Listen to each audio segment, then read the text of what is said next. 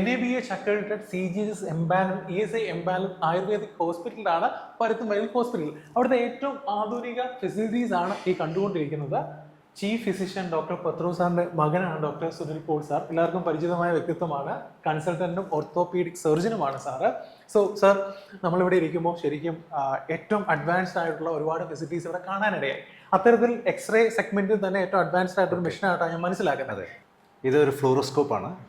നമുക്ക് മെയിൻലി ഇത് യൂസ് വരുന്നത് കോസ് ഓഫ് പെയിൻ ഐഡൻറ്റിഫൈ ചെയ്യാൻ വേണ്ടിയിട്ടാണ് ഞാൻ ഉപയോഗിക്കുന്നത്.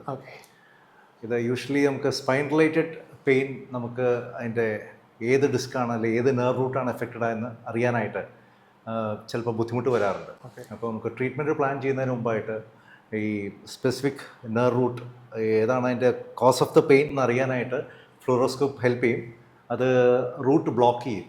അപ്പോൾ ഏത് റൂട്ട് ബ്ലോക്ക് ചെയ്യുമ്പോഴാണ് പെയിൻ മാറുന്നതനുസരിച്ച് നമുക്ക് അനുമാനിക്കാം പേഷ്യൻറ്റിന് പെയിൻ ഉണ്ടാകുന്നത് ആ ഭാഗത്തു നിന്നാണ്. അപ്പോൾ അതിന് വളരെ ഉപകാരപ്രദമായൊരു സംഭവമാണത് ഫ്ലൂറോസ്കോപ്പ് അഥവാ സിയാം എന്ന് പറയും.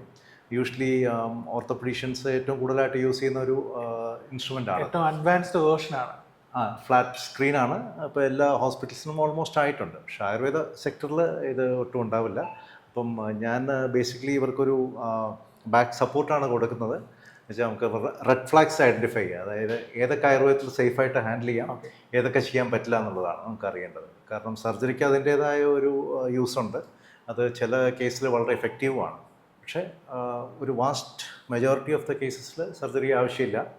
കൺസർവേറ്റീവ് പ്ലാനിങ് ആണ് ആവശ്യമുള്ളൂ. പക്ഷേ നമുക്കപ്പോൾ root cause of the problem അറിയാനായിട്ട് ഇത്തരം ടെക്നോളജിയൊക്കെ ഹെൽപ്പ് ചെയ്യും.